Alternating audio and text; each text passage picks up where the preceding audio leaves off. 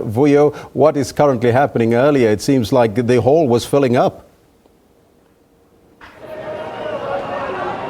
Well, yes, indeed, Elvis, the hall is filling up.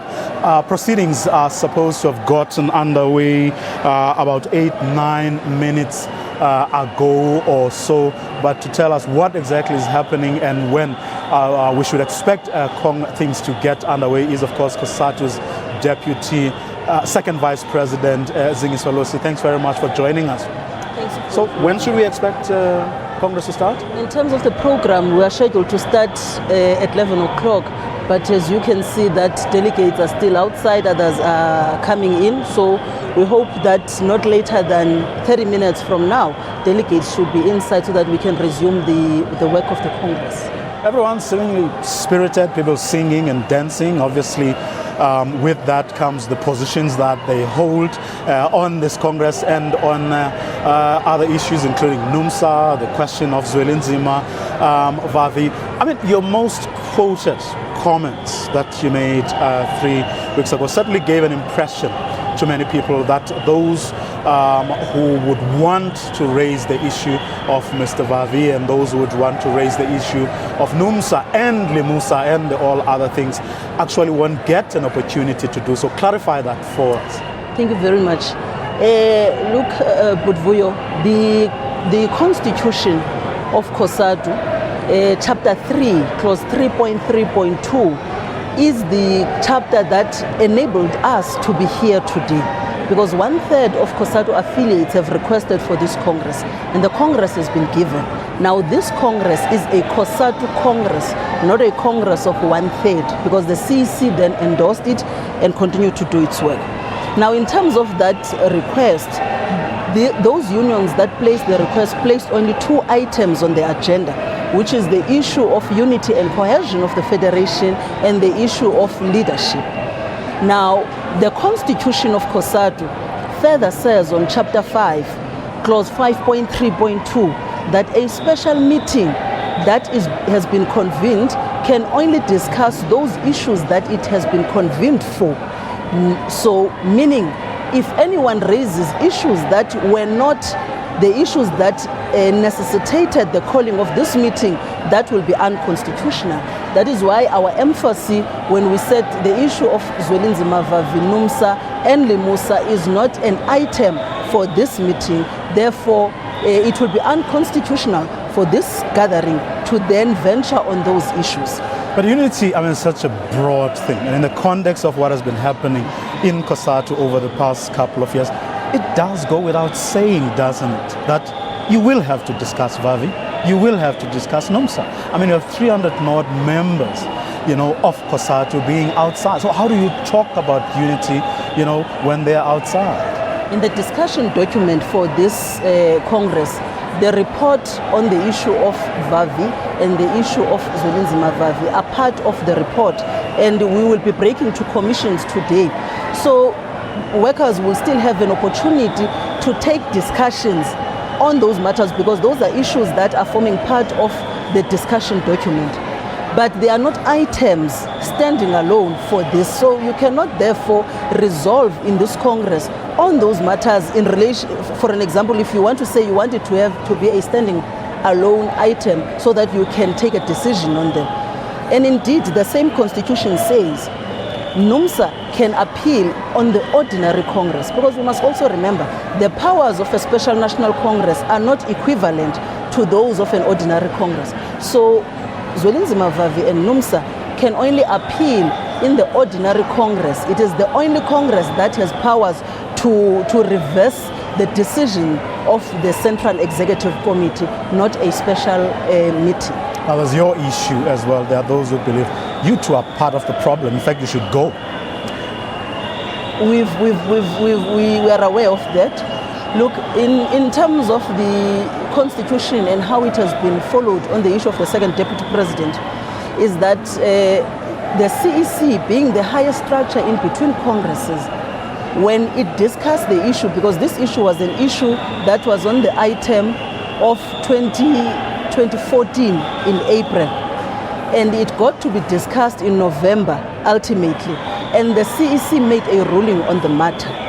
Now, the Constitution says, in terms of Chapter 17, the structure that can interpret the Constitution and make an interim ruling is the Central Executive Committee of COSATU. And any structure then that can then reverse that decision, which is an interim ruling, it is the ordinary Congress. So the issue of the second deputy president was an issue for discussion, and a report was tabled in the CEC of COSATU, and the unions that participated in that CEC had their views, and a decision was then arrived at. Now, it is unfortunate that some who want to raise the matter here missed an opportunity because they chose not to participate in the Central Executive Committee meeting of COSATU. But indeed, when this issue is raised, the Congress will have to deal with that matter. Surely it is the matter that the Congress will have to clarify. For an example, if I may, we are getting the sense that the issue may be raised on credentials. But also to further clarify the point that the office bearers of COSATU have no voting powers in this Congress. They do not form part of credentials. So if you want to talk about credentials in relation to a quorum, you can't raise the issue of office bearers who are not here and who are here because they don't form part of a quorum, because they are not voting delegates. They are non-voting delegates in the entire Congress. So, but we will allow the Congress to have a bite on it if it is raised. But it is a constitutional matter, and indeed, on the constitutional matters, you can't vote on them. Will you allow them to have a bite also on the issue of Limusa? Because in essence, you have an organization that, effectively replaces Numsa, which you have now allowed in. And not only that, and from what has been said, they do not even meet the constitutional requirement of being here as a delegation. Look, on the issue of Limusa, the CEC took time to accept the affiliation of Limusa. It followed the Constitution quite correctly, the CEC. Limusa is an affiliate of COSATU in good standing. If Numsa was still part of COSATU, indeed, Limusa would not be here, because the next step that one should follow then, if you have two unions, currently the one that would have been an affiliate and the other one that is applying for an affiliation fee, is to request the one that is applying to then merge itself into the existing. But at the time of Limusa applying for affiliation, COSATU had no union called or organizing in the metal sector, and it met all constitutional requirements. It is a union in good standing. It has paid its affiliation fee. It is now in the process of induction, because the Constitution says the union that would be newly affiliated has to be inducted for a period of 6 months, and the CEC may then go back and see if this union is fitting really to be a union of the federation. And to those who say, COSATU leadership is being a bit disingenuous here, because you know exactly what happened and why Numsa is where it is at the moment.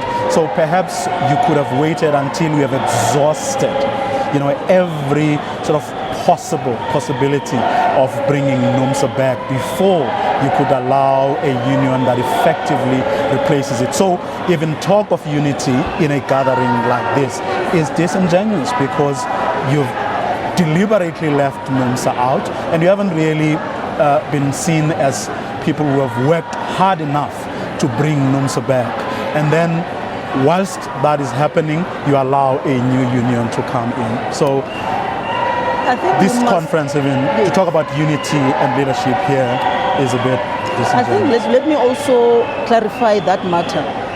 The National Office Bearers of COSATU, immediately when Numsa went to its special national congress in 2013 in December and took resolutions on the extension of scope, the National Office Bearers of COSATU wrote to the leadership of Numsa and requested a meeting only in relation to the extension of scope, because we understood the damage that matter is going to cause inside the federation. The response that we received from the leadership of Numsa was that their special national congress decisions can only be reviewed in the next congress. So Numsa shall continue with its own programs. Inside and internally now, within the CEC, Numsa's engagements continued.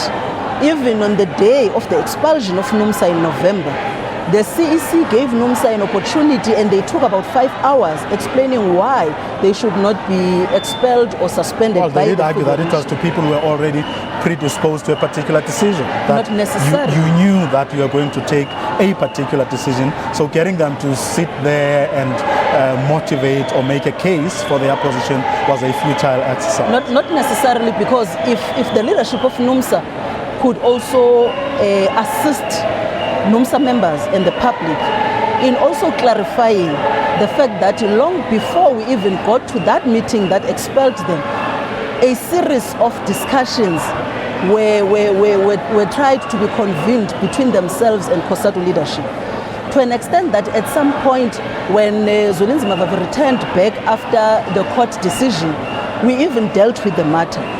And the CEC said, look, the founding principles of the Federation are sacrosanct. On the issue of one industry, one union, that matter cannot be compromised, including Zingiswa Losi himself in the meeting with national office bearers agreed that if Numsa is to be expelled on the basis of them extending their scope and therefore going against the founding principles, he would allow Numsa to walk alone. But if Numsa is to be expelled on the basis of a political decision in relation to the ANC, then he will walk with them. So then the national office bearers of COSATU, for an example, agreed, 6 of them then, that for Numsa to extend its scope, it is against the founding principles of the Federation. Numsa was told many a times that you can't continue in this way, and the only way that you would harmonize the situation, because remember, Numsa was not the only union in COSATU. So when you speak about the unity of the Federation, it would not be correct for us to measure it in relation to 365,000 members belonging to Numsa, because you must then answer a question: what do you do with those unions that are